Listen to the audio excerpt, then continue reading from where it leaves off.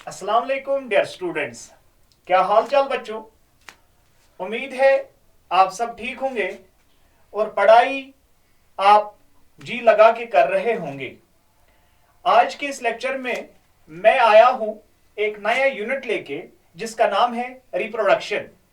Reproduction आपने बच्चों class 8th में भी पढ़ा होगा, आपको क्लास 10th में भी पढ़ना है और रिप्रोडक्शन के रिलेटेड क्वेश्चंस आपको 12th में भी ये चीज पढ़ना पड़ता है और नीट में भी रिप्रोडक्शन को लेके कुछ क्वेश्चंस पूछे जाते हैं।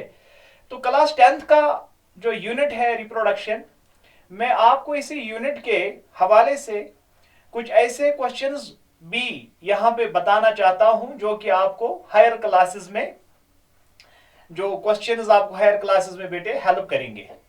और कुछ क्वेश्चंस मैं आपको बताऊंगा कि नीट की अगर हम बात करेंगे या किसी भी कॉम्पिटिटिव एग्जाम की बात करेंगे तो वहां पे रिप्रोडक्शन को लेके किस तरह के क्वेश्चंस पूछे जाते हैं। तो without wasting your time we shall start. देखो बेटे, सबसे पहले आपको अगर बताऊं कि रिप्रोडक्शन रिप्रोडक्शन का मतलब क्या है। ये एक एबिलिटी है लिविंग ऑर्गेनिज्म में कि वो ऑफस्प्रिंग को प्रोड्यूस कर सके। एक इंडिविजुअल के पास ये एक टेंडेंसी होती है कि वो अपने ऑफस्प्रिंग को प्रोड्यूस कर सके। उसी प्रोसेस को रिप्रोडक्शन कहा जाता है। और जितने भी लिविंग ऑर्गेनिजम्स इस धरती पे है, हर एक लिविंग ऑर्गेनिज्म जो है वो रिप्रोड्यूस कर सकता है। अब कुछ एक्सेप्शंस हमारे पास है, लेकिन 99% ऑर्गेनिजम्स जो है दे कैन रिप्रोड्यूस, वो रिप्रोड्यूस कर सकते हैं। कुछ ऐसे भी ऑर्गेनिजम्स होते हैं जो रिप्रोड्यूस नहीं कर सकते।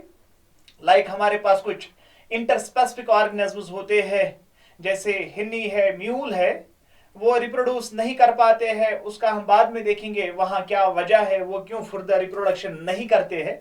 लेकिन अगर हम नॉर्मली देखेंगे कि हर एक ऑर्गेनिज्म के पास एक टेंडेंसी है, दे कैन रिप्रोड्यूस। इधर यूनिसेल्युलर ऑर्गेनिज्म होगा या मल्टी सेल्युलर ऑर्गेनिज्म होगा। यानी अगर बैक्टीरिया की बात करें वो भी डबल हो जाता है। एक बैक्टीरिया 2 सेल्स में डिवाइड होता है, 2 4 में डिवाइड होंगे, यानी वहां पे भी मल्टीप्लिकेशन होता है। और रिप्रोडक्शन का यही मकसद है कि ऑर्गेनिजम्स का जो नंबर है वो इंक्रीज हो जाए। एक ऑर्गेनिज्म के पास ये पोटेंशियल है कि वो अपने ऑफस्प्रिंग को प्रोड्यूस कर सके। उसी प्रोसेस को बेटे रिप्रोडक्शन कहा जाता है। अब अगर हम देखेंगे, मैंने ये कहा है आपको कि हर एक ऑर्गेनिज्म चाहे यूनिसेल्युलर हो या मल्टी सेल्युलर हो, चाहे छोटा ऑर्गेनिज्म हो या बड़ा ऑर्गेनिज्म, कॉम्प्लेक्स ऑर्गेनिज्म हो, हर कोई ऑर्गेनिज्म जो है उसमें ये पोटेंशियल है कि वो रिप्रोड्यूस कर सकता है। अब आपके जहन में ये चीज होगा कि जो ये रिप्रोडक्शन है क्या इसके टाइप्स है। हाँ बेटे, इसके 2 टाइप्स होते हैं। एक एसेक्सुअल रिप्रोडक्शन होता है, दूसरा सेक्सुअल होता है। एसेक्सुअल क्या है वो भी देखेंगे, सेक्सुअल क्या है उसको भी पढ़ेंगे। लेकिन याद क्या रखना है कि रिप्रोडक्शन क्या होता है। आपके बोर्ड में ऐसा क्वेश्चन तो पूछा नहीं जाएगा व्हाट इज रिप्रोडक्शन, लेकिन आपने याद रखना है ये एक ऐसी लाइफ प्रोसेस है जिस प्रोसेस के जरिए से एक ऑर्गेनिज्म अपनी जनरेशन को, अपनी प्रोजेनी को प्रोड्यूस कर सकता है। उस प्रोसेस को रिप्रोडक्शन कहा जाता है। यहां पे आप देख सकते हैं reproduction is a biological process. Why it is biological process, इसको बायोलॉजिकल प्रोसेस क्यों कहा जाता है, क्योंकि खाली लिविंग ऑर्गेनिजम्स जो है वो रिप्रोड्यूस कर सकते हैं और उसी के बिना पे रिप्रोडक्शन को बायोलॉजिकल प्रोसेस कहा जाता है।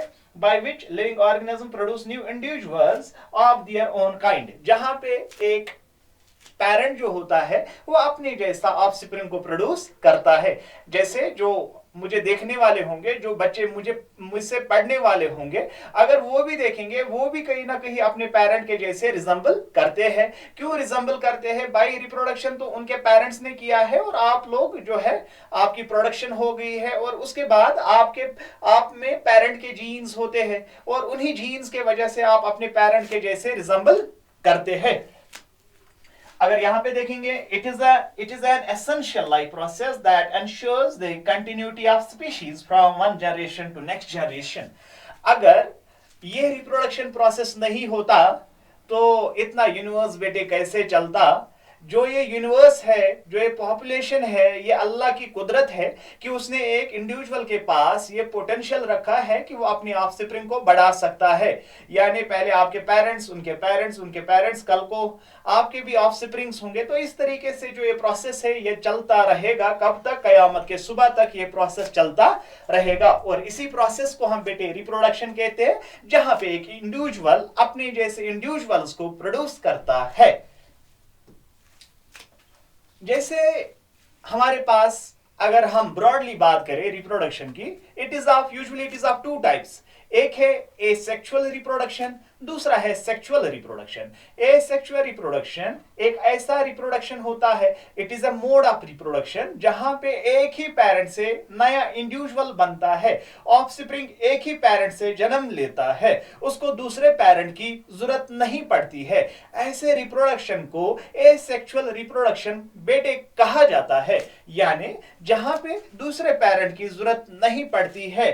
जैसे asexual, यहाँ पे क्या है? asexual reproduction. In asexual reproduction only one parent is involved. खाली एक ही पेरेंट की जरूरत पड़ती है। There is no fusion of gamete. बेटे जब एक ही पेरेंट की इन्वॉल्वमेंट होती है तो स्पर्म और एग सेल का क्या काम है? वहां पे स्पर्म और एग सेल का कोई रोल ही नहीं है, क्योंकि यहाँ पे एक पेरेंट जो है वो इतनी कुर्बानी देता है भाई, वो डिसइंटीग्रेट हो जाता है, टूट जाता है डॉटर सेल्स में। तो उसमें तीसरे बंदे की काय को इन्वॉल्वमेंट होगी? कोई इन्वॉल्वमेंट किसी इंडिविजुअल की नहीं होती है। बस एक ही पेरेंट जो है वो इस तरह से सेक्रीफाइस देता है। अगर आपने देखा होगा, ये एक इंडिविजुअल है जिसको एमीबा बोला जाता है। जब एमीबा को रिप्रोड्यूस करना होता है बेटे, ये इस तरह से दो हिस्सों में डिवाइड होता है। यहां से एक एमीबा बनता है और यहां से दूसरा एमीबा बनेगा। तो इस एमीबा को डिवाइड करने के लिए कोई गमीट बनाने की क्या जरूरत पड़ी भाई? ये टूट जाता है और टूटने के बाद दो डॉट सेल्स बन जाते हैं। इस तरह के रिप्रोडक्शन को हम एसेक्सुअल रिप्रोडक्शन कहते हैं। जहां क्या होगा? जहां एक ही पेरेंट की जरूरत पड़ेगी, जहां गैमीट्स का फ्यूजन नहीं होता है और जहां गैमीट्स की फॉर्मेशन भी नहीं होती है, क्योंकि ये एमीबा इतना प्रिमिटिव ऑर्गेनिज्म है, एक ही सेल का बना है, तो गैमीट कहां से बनाएगा? इसमें कोई गैमीट नहीं होता है। यहां ना एग सेल बनती है, ना मेल गैमीट बनता है, ना फीमेल गैमीट बनता है। यहां पे जब गैमीट नहीं बना तो फ्यूजन नहीं हो जाएगा, और जब फ्यूजन नहीं होगा तो हम कहेंगे यहां पे सिंगैमी नहीं होती है।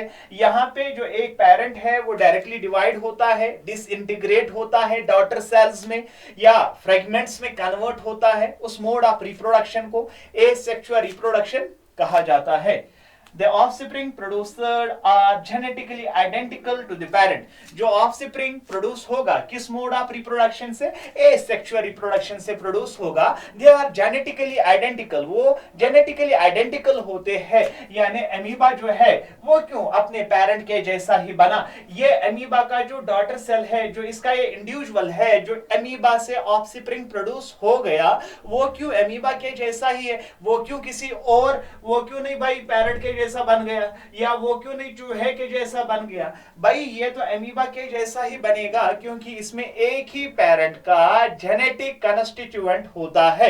यानी इस एमीबा में एक ही पेरेंट के जीन्स ट्रांसमिट हो गए, ट्रांसफर हो गए, इसीलिए ये एमीबा जो है ये अपने पेरेंट के जैसा ही होगा, ये किसी और इंडिविजुअल के, क्योंकि जब दूसरे बंदे की जरूरत ही नहीं पड़ी, अगर दूसरे बंदे की जरूरत यहां पे पड़ती तो ये कुछ कैरेक्टर उसके जैसा भी रिजेंबल करता, लेकिन जब दूसरे पेरेंट की जरूरत ही नहीं पड़ी तो ये कहां से डिफरेंसेस दिखाएगा? इसीलिए हम कहते हैं ये जेनेटिकली आइडेंटिकल होता है, क्योंकि ये जो ऑफस्प्रिंग बना इसमें एक ही पेरेंट के जीन्स है, इसमें एक ही पेरेंट के जीन्स क्या हो गए? ट्रांसमिट हो गए, ट्रांसफर हो गए, इसीलिए अपने पेरेंट के जैसा पूरा 100% रिजेंबल करता है।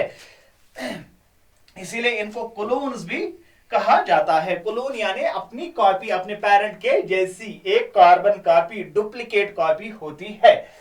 इस मोड ऑफ रिप्रोडक्शन को हम एसेक्सुअल रिप्रोडक्शन कहते हैं। इस मोड ऑफ रिप्रोडक्शन को क्या कहा जाएगा बच्चा? एसेक्सुअल रिप्रोडक्शन, जहां पे एक ही पेरेंट की जरूरत पड़ती है, जहां पे किसी दूसरे पेरेंट की जरूरत नहीं पड़ी। लेकिन यहां मेरे बच्चों आप एक बात याद रखोगे, वो क्या है? आप बताओगे सर इतना तो काफी है। नहीं, बस इसी को यहां पे एक पॉइंट ऐड कर दो। मैंने क्या कहा? यहां पे कोई गैमेटिक फ्यूजन नहीं होता है, यानी जब स्पर्म सेल नहीं बनी, जब एग सेल नहीं बनी, जो एक पेरेंट होता है वो डायरेक्टली टूट जाता है, ब्रेक होता है, और ब्रेक होने के बाद नए ऑर्गेनिजम्स बनते हैं। इस मोड ऑफ रिप्रोडक्शन को एसेक्सुअल रिप्रोडक्शन कहते हैं। लेकिन यहां कोई फ्यूजन नहीं हुआ, यहां कोई गैमीट नहीं बना। ऐसी रिप्रोडक्शन जहां पे गैमीट्स का फ्यूजन नहीं होता है वो तो एसेक्सुअल ही है। लेकिन इसके लिए एक स्पेसिफिक टर्म हम यहां पे आपको बताएंगे, उसको हम एगेमोगेमी कहते हैं।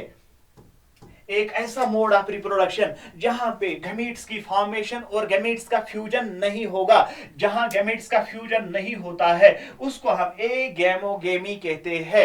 एगेमोगेमी कहते हैं जहां पे गैमीट्स का फ्यूजन नहीं हो जाएगा। इसके बाद हमारे पास जो एसेक्सुअल रिप्रोडक्शन है, इसकी कोई एवोल्यूशनरी इंपॉर्टेंस है क्या? नहीं, इसकी कोई एवोल्यूशनरी इंपॉर्टेंस नहीं है। एवोल्यूशनरी इंपॉर्टेंस का मतलब क्या है? जैसे अगर हम ह्यूमंस की बात करें, अगर as an evolution point of view हम देखेंगे, तो हमारे एंसेस्टर कुछ और थे, एस्ट्रोलोपैथिकस, ड्रायोपैथिकस, रामोपैथिकस। वो आपको एंथ्रोपोलॉजी में आगे पढ़ना है या ह्यूमन एवोल्यूशन में आपको पढ़ाया जाएगा हायर क्लासेस में।